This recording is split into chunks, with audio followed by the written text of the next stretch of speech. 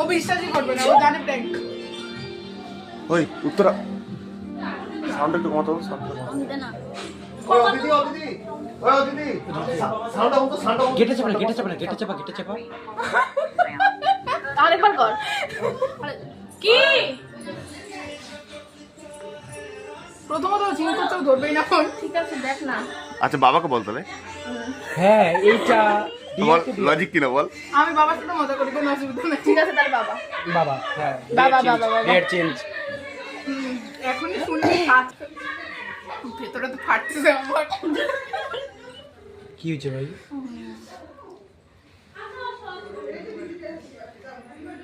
আরে নিউট তো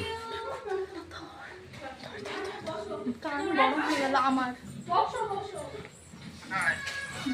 হ্যাঁ হ্যালো বাবা, আমি ওই যে উত্তরের জন্মদিনে আসছিলাম না, আমার না একটা ছেলেকে পছন্দ হয়ে গেছে, ও আমাকে প্রপোজ করছে।